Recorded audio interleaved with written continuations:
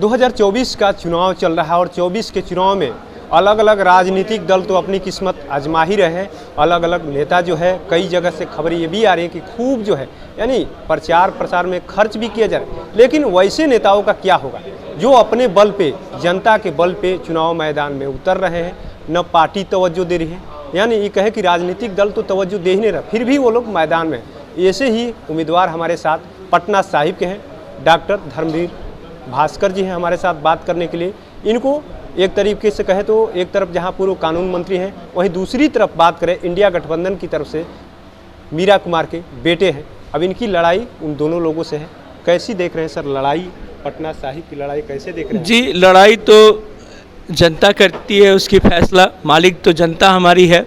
हम तो सब कुछ जनता के द्वार रखेंगे और निर्णय जनता के हाथ में है। इन बहुदलीय पे निर्दलीय को भारी बनाना उनके कर्म और उनके मेहनत से होगा।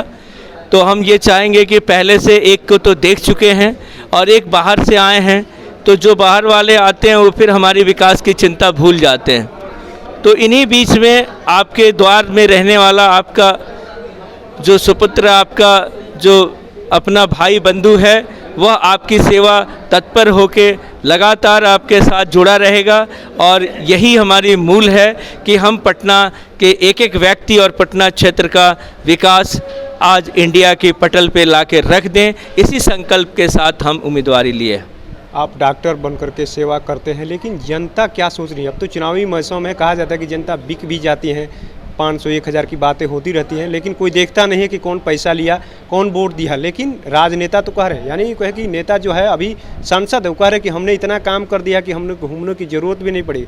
जनता 400 पार का जो नारा है उसमें अपने आप वोट दे रही है। ऐसा नहीं है, यह तो उनकी भूल है कि उन्होंने क्या किया और नहीं किया। जनता तो त्रस्त है, जनता अपने कार्य क्षेत्र में परेशान है, अपने व्यक्तिगत परेशानियों से भी परेशान है।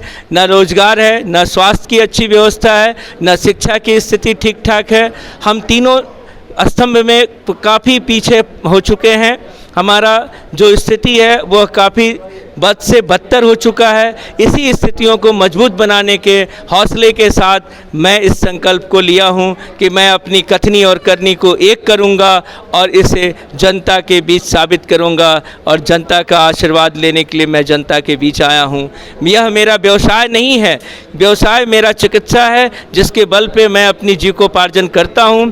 और राजनीति मेरी सेवा होगी। इसमें जनता की मूल जो गत परेशानियां होंगी उसको दूर करना मेरा यही सेवा होगा। मानव का सेवा ही मेरा मूल धर्म है, मानवता ही मेरी धर्म है।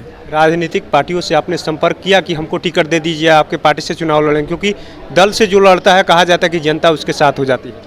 हमने कभी नहीं संपर्क किया और न मैं करना चाहता हूं, क्योंकि मैं अपनी जीवन को आज 50 के ये मैं पार कर गया वर्ष में। लेकिन मैंने अभी तक ऐसी पार्टियां नहीं देखी जिसके लोग अपने आप में स्वतंत्र और मुक्त हों। तो जिसके प्रतिनिधि ही प्रतंत्र हैं, जिसके प्रतिनिधि ही गुलाम हैं किसी के, वो क्या अपनी जनता की सेवा कर पाएंगे? वो तो खुद अपनी ही परेशानी में लगे रहते हैं। जैसे हमारे रविशंकर बाबू मंत्री से संतरी भी ना हो पाए, फिर भी लगे हैं कि देखिए आगे कहीं कुछ फ़ायदा हो जाए। और तमाम इस तरह से पार्टी में लगे लोग इसी मुहताज से लगे रहते हैं। वो खुद अपने गुलाम, वो क्या जनता की परेशानी दूर करेंगे? एजेंडा में क्या क्या है आपके? 5 एजेंडा क्या क्या बताइए कि जनता आपको विश्वास करेगी कि आखिर में हम ये काम करेंगे पटना साहिब के लिए, जो आने पहले के जो सांसद थे उन्होंने नहीं किया, हम करेंगे, तो जनता आपको विश्वास करेगी। मेरा व्यक्ति से लेके और घर परिवार, मोहल्ला और शहर, समाज, देश, इन सारी समस्याओं में 5 हमारे मेन घोषणा पत्र हैं। पहला, हर व्यक्ति को सरकारी और गैर सरकारी योजना का पूर्ण लाभ दिलाना। हर घर में स्वास्थ्य, शिक्षा और रोजगार की पूर्ण गारंटी देना। उसके बाद स्वास्थ्य में हम प्राइवेट जो हमारे तमाम बड़े हॉस्पिटल हैं वह भी गरीब लोगों का इलाज करेंगे। जहां वो दूसरों से 60,000 से लेके लाखों रुपया लेते हैं, हमारे गरीब 10 से 15,000 उनके हॉस्पिटल में देंगे, ऐसी हम योजना बनाएंगे।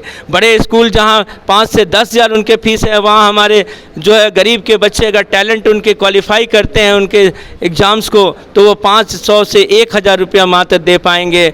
और बड़े बड़े जो कोचिंग सेंटर हैं इंजीनियरिंग के, मेडिकल के, व्यावसायिक जो भी हमारे जनरल कंपनी कंपटीशन के उन सब जगहों में हम 10 से 15-20% उनको फीस देकर अपने गरीब बच्चों को भी मेडिकल इंजीनियरिंग और तमाम जनरल एजुकेशन के कोचिंग में दाखिला दिलाएंगे। यह मेरा संकल्प है और इसी के लिए मैं अपने क्षेत्र के हर मोहल्ले में मैं एक जन सेवा केंद्र खोलूँगा, जिसमें हम तमाम अपने सारे लोगों की समस्याओं को सुनूंगा और हर महीने जनता के दरबार में मैं हाजिर होऊंगा। यही मेरा संकल्प है। जनता का कितना समर्थन मिल रहा है? जनता, सारी जातियां, सभी पार्टियां और सभी धर्म के लोग मेरे साथ हैं और इसी उम्मीद से मैं इस उम्मीदवारी को लिया हूं। आगे जनता मालिक है। Thank you sir. तो आपने सुना किस तरीके से इन्होंने साफ साफ कह दिया कि पटना साहिब की जो जनता है, जिस तरीके से गुलाम जो लोग हैं, यानी कहे तो पार्टियों से जो चुनाव लड़ते हैं एक तरीके से गुलाम है, अपने मर्जी से काम नहीं कर सकते, वो खुद स्वतंत्र नहीं है, तो लोगों को क्या स्वतंत्रता दिला सकते हैं?